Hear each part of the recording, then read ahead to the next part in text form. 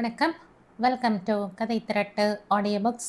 இந்த வீடியோவில் நம்ம என்ன கதை கேட்க போகிறோம்னா, பொன் எழில் பூத்தது புதுவானில் கதையின் 4வது பகுதி.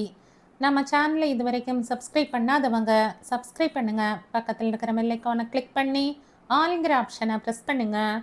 ஸோ தட் நான் போடுற கதைகளை உடனுக்குடனே நீங்கள் கேட்கலாம். வாங்க கதைக்குள்ளே போகலாம். கண்ணீரை துடைக்கக்கூட தோன்றாமல் மதி நின்றிருக்க, அப்போதுதான் குளித்துவிட்டு வந்த அகத்தியன் அவள் நின்றிருந்த நிலையை கவனித்து வேகமாக தலையில் அடித்து கொண்டான். உன் கிரைம் ரேட் கூடிக்கிட்டே போகுது அகத்தியா, இன்று நீ செத்தாய் என்று தனக்குத்தானே கூறிக்கொண்டவன் வேகமாக மனைவி அருகில் வந்தான். அவன் வந்ததை உணர்ந்து தன் மோன நிலை கலைந்து நிமிர்ந்த மதி அவனை வெறுமையாக பார்த்து கொண்டு அந்த வாட்சை அப்படியே வைத்தாள். எவனுடனும் ஓடிப்போன பொண்டாட்டி மேல், இல்லை இல்லை சில நாள் பொண்டாட்டி மேல் கோபம் இல்லையா?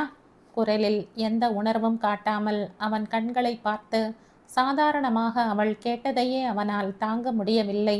என்னவென்று சொல்வான்? உண்மையாகவே அந்த வாட்சை உடைத்த போது அவன் எண்ணம் அதுதானே?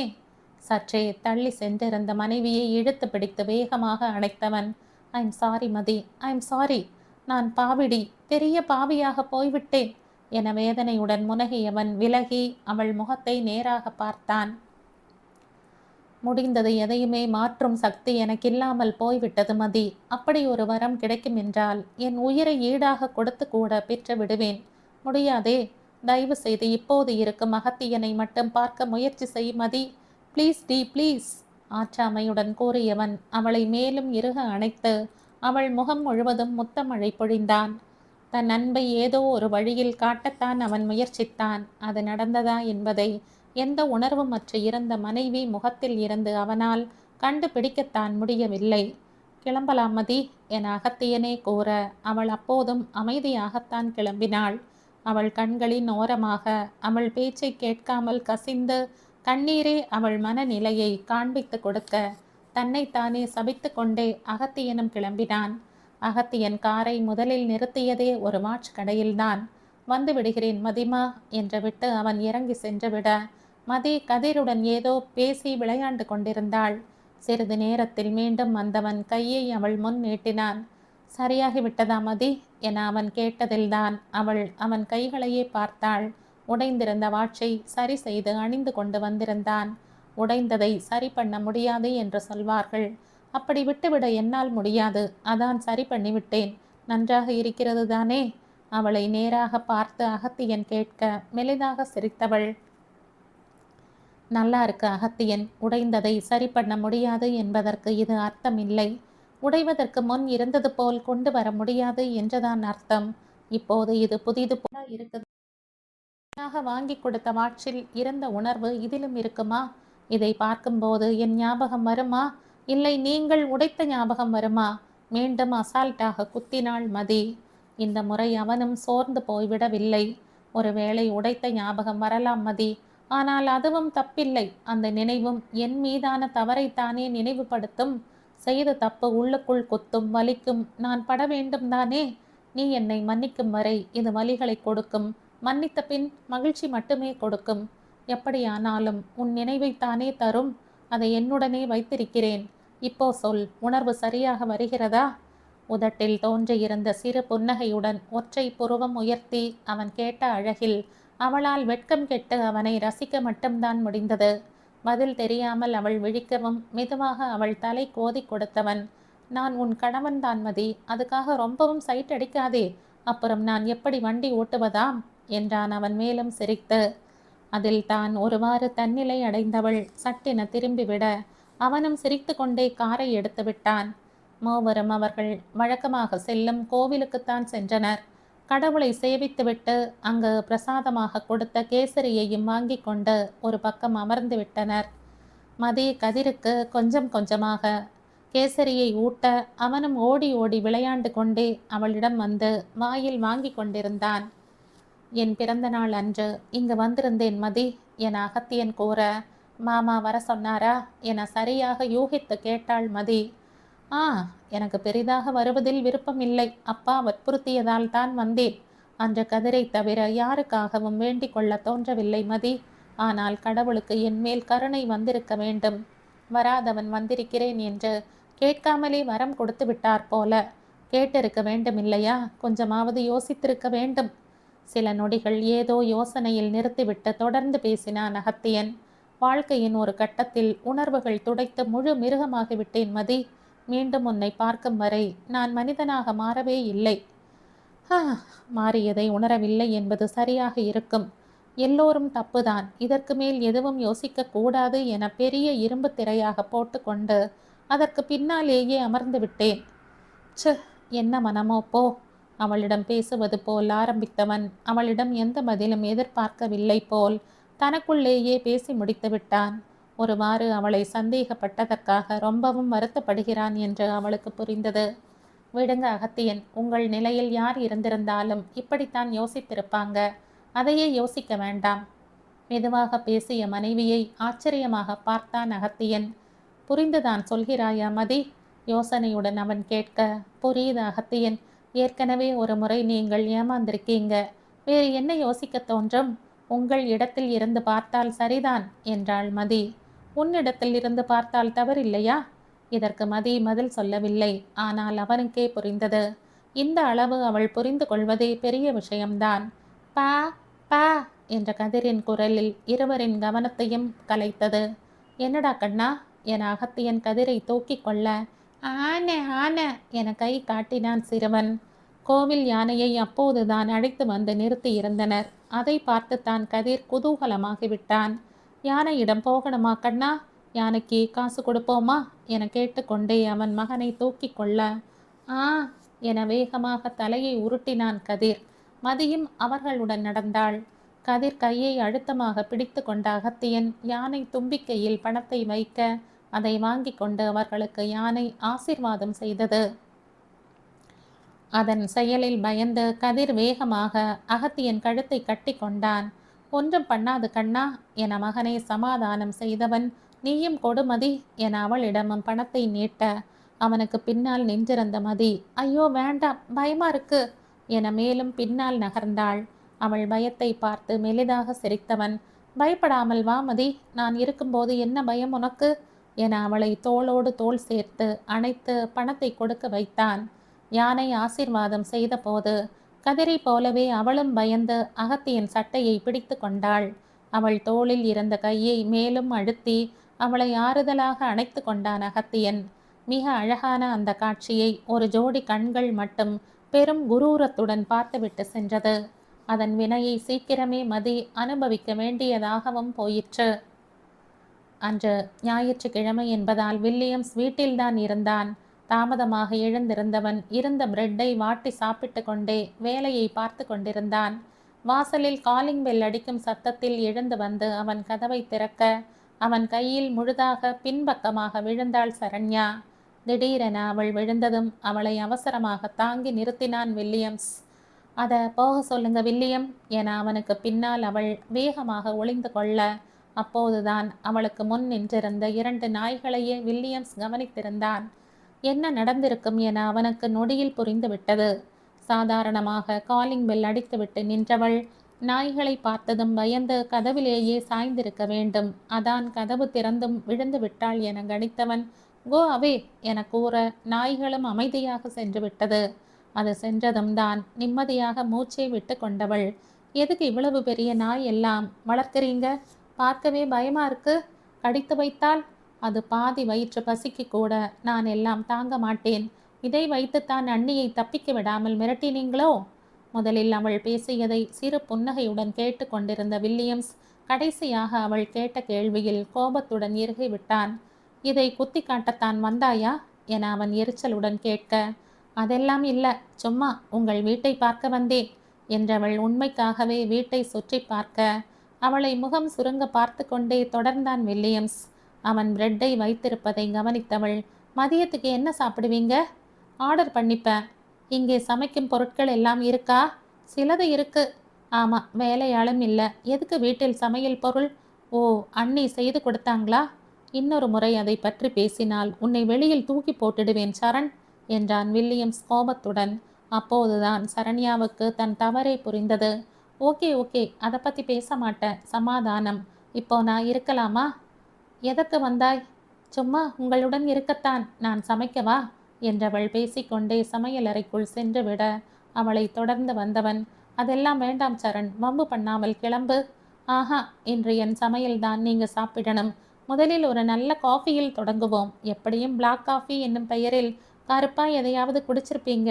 நான் நல்லா காஃபி போடுறேன் என்றவள் பேசிக்கொண்டே ஃப்ரிட்ஜில் இருந்த பாலை எடுத்து பாத்திரத்தில் ஊற்றினாள். அதற்கு மேல் பொறுமை இல்லாமல் அவள் கையை அழுத்தமாக பிடித்து தடுத்தான் வில்லியம்ஸ். இது விளையாட்டில்லை சரண், நீ ஒன்றும் குழந்தையும் இல்லை. உனக்கு புரியும். அகத்தியன் என்னை மன்னிக்க மாட்டான். அவனை மீறி என்னால் உன்னை பார்க்க முடியாதுமா. தேவையில்லாமல் எந்த ஆசையும் வளர்த்து கொள்ளாதே. பின் உனக்குத்தான் கஷ்டமாக இருக்கும். நிதானமாக வில்லியம்ஸ் கூற, உங்களுக்கு தமிழ் கலாச்சாரம் பண்பாடு எல்லாம் பிடிக்கும் தானே என சம்பந்தம் இல்லாமல் கேள்வி கேட்டாள் சரண்யா. அவள் எதற்கு கேட்கிறாள் என்று புரியாவிட்டாலும் எஸ் என்று மட்டும் வில்லியம்ஸ் கூற, எங்கள் காதலின் ஆழம் உங்களுக்கு தெரியாது வில்லியம். நான் காண்பிக்கிறேன். காதலுக்கு உண்மையான அர்த்தம் இனி நீங்க தெரிஞ்சுப்பீங்க. தெரியாமல் நீங்கள் செய்த தவறுக்காக, அண்ணா கோபத்துக்காகவெல்லாம் உங்களை விட்டுட்டு நான் எங்கேயும் போக மாட்டேன். இப்போ போய் உட்கார்ந்து இந்த காஃபியை குடிங்க. நான் சமைக்க போறேன் என்றவள் போட்டிருந்த காஃபியை அவனிடம் கொடுத்துவிட்டு அங்கிருந்த வெங்காயத்தை எடுத்து நறுக்கத் தொடங்கிவிட்டாள். சாலட் செய்ய மட்டும் காய் வாங்கி இருப்பான் போல் வெங்காயம், தக்காளி, வெள்ளரிக்காய், கேரட் மட்டும்தான் இருந்தது. அதுபோக பருப்பு, அரிசி எல்லாமே இருந்தது. வில்லியம்ஸ் எங்கும் போகாமல் அவள் கொடுத்த காஃபியை குடித்து கொண்டே சுவரில் சாய்ந்து நின்று அவள் செய்யும் வேலைகளை தான் கவனித்து கொண்டிருந்தான். ஏனோ அவளை வலுக்கட்டாயமாக துரத்த அவனுக்கு மனமே வரவில்லை. அவன் மேல் யாரும் இதுபோல் வலுக்கட்டாயமாக பாசமெல்லாம் செலுத்தியதில்லை. இந்த அனுபவமே அவனுக்கு புதிதாக இருந்ததால் அதை அவனால் ஒதுக்க முடியவில்லை. ஷாலை எடுத்து குறுக்காக கட்டி கொண்டு வேகமாக வேலை செய்து கொண்டிருந்தவள் அழகை வில்லியம்ஸ் கண்கள் தானாக ரசித்தது. அவனுக்கு பிடிக்க வேண்டும் என்று அவள் பார்த்து பார்த்து செய்வது நன்றாகவே தெரிந்தது. நிமிடத்துக்கு நிமிடம் அவன் ரசனை கூடிக்கொண்டே போக தன்னை நினைத்தே பயந்தவனாக வேகமாக வெளியே வந்துவிட்டான் வில்லியம்ஸ். அடுத்த அரை மணி நேரத்தில் சமையலை முடித்துவிட்டு சரண்யாவும் வந்துவிட்டாள். இன்னும் நேரமாகவில்லையே வில்லியம், எனக்கு பொழுது போகணும். என்ன வேலை செய்கிறீங்க, எனக்கு சொல்லித்தரீங்களா? நானும் கம்ப்யூட்டர் தானே படிக்கிறேன், தெரிந்து கொள்கிறேன் என சரண்யா கேட்டதை அவனும் மறுக்கவில்லை. வா, சின்ன ப்ராஜெக்ட் ஒர்க் தான், சொல்கிறேன், புரிகிறதா பார் என்றவன் அவளுக்கு விளக்கமாக கூறவும் செய்தான். முதலில் லேசாக புரிவது போல் இருந்தாலும் போக போக அவளுக்கு ஒன்றுமே புரியவில்லை. வேலை என்றால் இவ்வளவு கஷ்டமாகவா இருக்கும்? அவள் முகத்தை சுருக்க, முதலிலேயே இப்படி வேலை எல்லாம் யாருக்கும் கொடுக்க மாட்டாங்க சரண். நான் ஒரு கம்பெனி ஓனர்மா, எனக்கு இது கூட தெரிய வேண்டாமா? ஒன்ஸ் இறங்கி வேலை செய்ய ஆரம்பித்து விட்டால் எல்லாம் சுலபமாக பிடிபட்டுவிடும். படிக்கும் பெண், உனக்கு இவ்வளவு புரிந்ததே பெரிதுதான். பிளேஸ் ஆகிவிட்டாயா என வில்லியம்ஸ் கேட்க, இன்னும் இல்லை வில்லியம், படிப்பு முடித்துத்தான் வேலை தேடணும் என்றாள் சரண்யா அவனை ஒரு மாதிரி குறும்பு சிரிப்புடன் பார்த்து கொண்டே. இருவரும் ஒரு பக்கம் பேசிக்கொண்டே மற்ற பக்கம் வேலையையும் முடித்துவிட்டே எழுந்தனர். சரண்யா பெரிதாக எதுவும் செய்யவில்லை.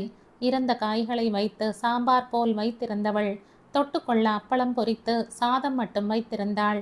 அதுவே வில்லியம்ஸுக்கு பெரிதாகத்தான் இருந்தது. சிம்பிள் அண்ட் குட் ஃபுட் என பாராட்டி கொண்டே அவன் சாப்பிட சரண்யாவும் அதைத்தான் சாப்பிட்டாள். ஆஹா ஓஹோ என்று புகழும் அளவு இல்லாவிட்டாலும் நிச்சயம் கேவலமும் இல்லை, நன்றாகத்தான் இருந்தது. சாப்பிட்டு முடித்ததும் சரண்யா கிளம்ப வில்லியம்ஸும் வழி அனுப்ப வெளியில் வந்தான். இது மட்டும் அகத்தியனுக்கு தெரிந்தால் என் உயிருக்கு உத்தரவாதம் இல்லை தெரியுமா? விளையாட்டாக வில்லியம்ஸ் கேட்க, அவருக்கு உங்களை ஏற்றுக்கொள்வதை தவிர வேறு வழி இருக்க போவதில்லை வில்லியம் என சலிக்காமல் பதில் கூறிவிட்டு கிளம்பினாள் சரண்யா. இது எங்கு போய் முடியுமோ என்ற பயம் இருந்தாலும் வலுக்கட்டாயமாக சரண்யாவை வில்லியம்ஸால் ஒதுக்கவும் முடியவில்லை. அன்று மாலை மதி கதிருடன் விளையாண்டு கொண்டிருந்த போது அவள் ஃபோன் அடித்தது. தெரியாத நம்பர் என்றதும் தனக்கு யார் கூப்பிடப் போகிறார்கள் என்ற யோசனையுடன் ஃபோனை எடுத்தாள் மதி. ஹலோ, நான் வான்மதி பேசுகிறேன் என்ற எதிர்ப்புறம் இருந்தவள் கூற, ஒரு நொடி மதிக்கு ஒன்றும் புரியவில்லை. முகம் சுருங்க யோசித்தவளுக்கு சட்டென பிடிபட்டு விட்டது. வான்மதி என அவள் மெதுவாக முனக, என்னை தெரியுமா என்றாள் வான்மதி. ஆ என்று மட்டும் மதி கூற, எனக்கு உன்னை பார்க்கணும் மதி அழகி. அகிக்கு தெரியாமல் ப்ளீஸ் ஒரு முறை என்னை பார்க்க வர முடியுமா என தன்மையாகவே கேட்டாளே வான்மதி. அவருக்கு தெரியாமல் ஏன் வர வேண்டும்? நாம் பேச என்ன இருக்கிறது? ஏதோ தவறாக இருக்கிறதே என்ற உள்ளுணர்வின் எச்சரிக்கையுடன் தான் மதி கேட்டாள். ப்ளீஸ் மதி, என்னை தப்பா நினச்சிக்காத. ஒரே ஒரு முறைதான் நமக்குள் பேச வேண்டிய விஷயம். பொதுவாக எவ்வளவோ இருக்கிறது. முக்கியமாக கதிர். அவனையும் கூட்டிக் கொண்டு வா. ஏன்? எனக்கு பார்க்கணும் போல இருக்கு. ப்ளீஸ், ஒரே ஒரு முறை வா மதி. மிகவும் கெஞ்சி கெஞ்சி வான்மதி கேட்க மதியால் ஒரே அடியாக மறுக்க முடியவில்லை. என்னவென்றாலும் கதிர் அவள் பெற்ற குழந்தை என்பது மாறிவிடாதே. ஒரு தாயாக வான்மதி குழந்தையை பார்க்க ஆசைப்படும் போது அதை மதியால் மறுக்க முடியவில்லை. எப்போ பார்க்கணும் என மதி கேட்க, நாளை காலையாகி ஆஃபீஸ் போனதும் காஃபி ஷாப் வந்துடு மதி என்றவள் காஃபி ஷாப் பெயரும் இடமும் சொல்லிவிட்டு ஃபோனை வைக்க மதியும் அதை குறித்து கொண்டு ஃபோனை வைத்தாள். இதுவரை மதி வான்மதியை நேரில் பார்த்ததே இல்லை. அதற்கான சந்தர்ப்பமும் அமைந்ததில்லை. அதனால் வான்மதியை பற்றி அவளுக்கு ஒன்றுமே தெரியாது. இவர்கள் திருமணம் நடந்தபோது செய்திகளில் வந்த வான்மதியின் புகைப்படம், மேலும் சில சமயம் சில திரைப்படங்களிலும் அவளை பார்த்தது மட்டும்தான். என்ன பேசுவாள்? குழந்தையை பார்க்கத்தான் கூப்பிடுகிறாளா? இல்லை வேறு ஏதேனும் பேசுவாளா? வெறும் குழந்தைக்காக கூப்பிடுவது போல் தெரியவில்லையே. ஏதேதோ யோசித்து குழம்பிக் கொண்டு அன்றைய பொழுதை மதி கடக்க படுக்க செல்லும் முன் அவளை பிடித்து அமர வைத்து அகத்தியன் பேசினான். என்ன ஆச்சு மதிமா? என்ன யோசித்து கொண்டே சுற்றுகிறாய்? ஒன்றுமில்லையே என மதி லேசாக தடுமாற, ஏதோ கண்டிப்பாக இருக்கிறது போலையே மதிமா, என்னிடம் சொல்லக்கூடாதா? மென்மையாக அகத்தியன் கேட்க அவளுக்கு ஒரு நொடி சொல்லி விடலாமா என்றுதான் தோன்றியது. சொல்லி இருந்தால் எத்தனையோ நன்றாக இருந்திருக்கும். ஆனால் அவள் விதி அந்த நேரத்தில் கோரமாக விளையாட தயாராக நின்றது பாவம். குழந்தையை பார்க்க வேண்டும் என்று ஆசையாக வான்மதி கேட்டாளே, இவன் கோபத்தில் மறுத்து விடுவான் என்று தோன்றிவிட, ஒண்ணுமில்ல அகத்தியன், கொஞ்சம் தலைவலி, தூக்கம் வருது, படுத்துக்கிற என்றவள் வேகமாக எழுந்து சென்று படுத்தும் விட்டாள். அகத்தியனும் அப்போதைக்கு தவறாக ஒன்றும் யோசிக்கவில்லை. ஏதாவது தன்மேல் இருக்கும் கோபமாக இருக்கும் என்றுதான் நினைத்தான். அவளை தொடர்ந்து தானும் வந்து படுத்தவன் அவளை இழுத்து தன் கை அணைப்பில் வைத்து கொள்ள அவனை கேள்வியாக பார்த்தாள் மதி. பேசாம படுமதி, உன் அனுமதி இல்லாமல் இனி உன்னுடன் வாழ மாட்டேன் என்றவன் அவளை நகரவே விடவில்லை. அன்று இருந்த மனநிலைக்கு அவளுக்கும் அந்த அணைப்பு தேவைப்பட்டதால் அமைதியாக அவனிடமிருந்து விலகாமல் தூங்கிவிட்டாள். இருவருக்குமே கடைசியாக தாங்கள் நிம்மதியாக தூங்கப் போகும் இரவு அதுதான் என்று புரிந்துவிட்டது போல் ஒரு கட்டத்துக்கு மேல் அகத்தியன் அணைப்பு இறுகிவிட மதியும் மறுக்காமல் அவனுடன் ஒன்றிக்கொண்டாள். மறுநாள் அகத்தியன் ஆஃபீஸ் கிளம்பி சென்றதும் மதியும் கதிருடன் கிளம்பினாள். கோயிலுக்கு போயிட்டு வர மாமா என அவள் கனகராஜிடம் கூறிவிட்டு செல்ல அவரும் அவள் மேல் எந்த சந்தேகமும் இல்லாமல் அனுப்பி வைத்தார். வீட்டு கார் எடுத்துக்கொள்ளாமல் ஒரு கேப் புக் செய்து கொண்டு வான்மதி கூறிய காஃபி ஷாப்பிற்கு சென்றாள் மதி. அங்கு அவளுக்கு முன்பே வான்மதி காத்திருந்தாள். மதியை பார்த்ததுமே அவள் கையாட்ட மதியும் அவளை நோக்கி சென்றாள். பக்கத்தில் சென்றதுமே மதி கதிரை வான்மதியிடம் நீட்ட அவனோ வான்மதியை பார்த்ததுமே மதியின் கழுத்தை அழுத்தமாக கட்டி கொண்டான். பரவாயில்ல மதி, அவனை வற்புறுத்தாதே, வா உள்ளே போவோம் என சிறு புன்னகையுடன் கூறிக்கொண்டே வான்மதி உள்ளே செல்ல மதியும் அவளை தொடர்ந்து சென்றாள். உள்ளே வந்து அமர்ந்ததும் வான்மதியே இருவருக்கும் கோல்டு காஃபி ஆர்டர் கொடுத்து விட்டாள்.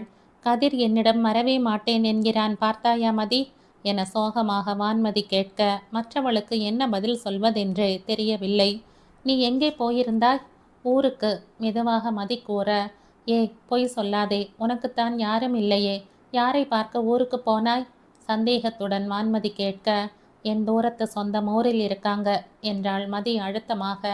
இதற்கு மேல் இந்த கேள்வி கேட்கக்கூடாது என்ற எச்சரிக்கை அவள் குரலில் இருந்ததோ என வான்மதிக்கே சந்தேகமாக இருந்தது.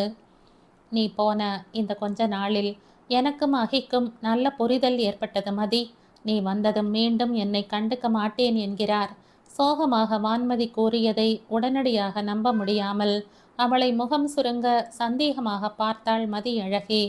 அவள் பார்வை உணர்ந்து வான்மதியே தொடர்ந்து பேசினாள். உண்மை மதி, ஏதோ பைத்தியக்காரத்தனமாக நினைத்து கொண்டு என் அகியை பிரிந்து விட்டேன். பிரிந்த பின்தான் அவரையும் என் கதிர் செல்லத்தையும் விட்டுவிட்டு என்னால் இருக்கவே முடியாது என்று எனக்கே புரிந்தது. எனக்காக இல்லாவிட்டாலும் கதிருக்காக அகியும் என்னை ஏற்றுக்கொண்டிருப்பார். நீ வந்ததும் தான் எல்லாமே குழம்பிவிட்டது. என்ன இருந்தாலும் கதிர் பெற்ற தாயுடன் இருப்பது போல் வராது இல்லையா? விவரமாக மதி மனதை கதிர்புறம் திருப்பிவிட்டாள் வான்மதி. மதி பதில் சொல்லாமல் யோசிக்கவும் வான்மதி தொடர்ந்து பேசினாள். யோசி மதி, கதிர் எங்களுடன் இருந்தால் அவனை பெற்ற அன்னை தந்தையுடன் வளர்வான். நாங்களும் ஒரு காலத்தில் சேர்ந்து சந்தோஷமாகத்தான் வாழ்ந்தோம். மீண்டும் கண்டிப்பா அந்த மகிழ்ச்சியை நான் கொண்டு வந்து விடுவேன். பேசிக்கொண்டே மதி கையை மென்மையாக பிடித்து கொண்டவள். என்னை புரிந்து கொள் மதி. அகையும் கதிரும் இல்லாமல் என்னால் வாழவே முடியாது. நான் தற்கொலைதான் செய்து கொள்ள வேண்டும். அகி, உன்னுடன் மகிழ்ச்சியாக வாழ்ந்திருந்தால் கூட நான் நிம்மதியாக செத்திருப்பேன். அப்படி கூட தெரியவில்லையே. எனக்கு ஒரு வாய்ப்பு கொடு மதி, ப்ளீஸ். கெஞ்சலாக வான்மதி கேட்க மதியோ எந்த பதிலும் கூறாமல் அமைதியாக இருந்தாள். அவளால் வான்மதி கூறியதை முழுதாக நம்பவும் முடியவில்லை. அதே நேரம் நம்பாமலும் இருக்க முடியவில்லை. அவள் கண்களில் இருந்த சந்தேகத்தை சரியாக படித்தாள் வான்மதி. ஒரு நிமிஷம் மதி என்றவள் தன் போனில் இருந்து ஒரு போட்டோவை எடுத்து மதியிடம் காட்டினாள். அது ஒரு ஃபங்க்ஷனில் எடுத்தது. சில நாட்களுக்கு முன் அகத்தியன் வான்மதி இருவரும் சென்ற பாடல் வெளியீட்டு விழாவில் எடுத்த படம் அது. கதிரை வான்மதி கையில் வைத்து கொண்டிருக்க பக்கத்தில் அகத்தியன் அமர்ந்திருந்தான். அவன் முகத்தில் லேசான புன்னகை வேறு. பார்க்க அழகான குடும்பம் போல்தான் அவர்கள் மூவரும் இருந்தனர். அப்போது அவள் யார்? அவள் கண்களில் இருந்து தானாக இரு துளி கண்ணீர் வழிந்து அவள் கன்னத்தை நனைத்தது. அந்த நொடி வான்மதி கூறியதை அவள் மனம் நம்பிவிட்டது. ஏற்கனவே கணவனின் அன்பு முழுவதும் குற்ற உணர்வில் வந்தது என்று நினைத்து கொண்டிருந்தவளுக்கு அந்த நொடி தன்னை நினைத்தே அவமானமாக இருந்தது. அவள் இல்லாத போது அவன் குடும்பத்துடன் சேர நினைத்திருக்கிறான் என்றால் அதை அவள் தடுக்க வேண்டுமே. வேண்டாமே, அவன் மனைவி குழந்தை என மகிழ்ச்சியாக இருந்துவிட்டு போகட்டும். தான் ஏன் அவன் வாழ்க்கையில் குறுக்கே நிற்க வேண்டும்? இத்தனை பெரிய உலகில் அவளுக்கும் அவள் பிள்ளைக்கும் ஏதோ ஒரு மூலையில் இடம் இல்லாமலா போய்விடும்? மனதில் தெளிவான ஒரு முடிவெடுத்து கொண்டவள் சட்டென எழுந்துவிட வான்மதியும் அவள் பின்னாலேயே எழுந்தாள். மதி என அவள் மெதுவாக அழைக்க, எனக்கு கொஞ்சம் டைம் கொடுங்க வான்மதி, நான் சீக்கிரம் போய்விடுகிறேன். அவர் வாழ்க்கையில் நான் இல்லை என்று ஆகிவிட்டால் நீங்கள் சேர்வதில் ஒன்றும் பிரச்சனை இருக்காதே? மனதை கல்லாக்கி கொண்டுதான் மதி கேட்டாள். இருக்காது மதி, எப்படியும் அவர் மனம் சுலபமா மாறிடும். ஒரு பிரச்சனையும் இருக்காது. ஆமாம், நீ எங்கே போவாய்? நான் உனக்கு ஏதாவது வேலைக்கு ஏற்பாடு செய்யவா என்றாள் வான்மதி. இல்ல, நானே பார்த்துக்கிறேன் என மதி முடித்துவிட, எப்போது கிளம்புவாய்? தப்பா எடுத்துக்காத.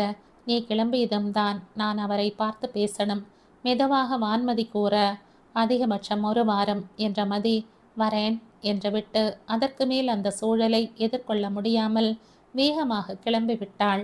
அவளும் எத்தனை நேரம்தான் அந்த கொடுமையை தாங்குவது?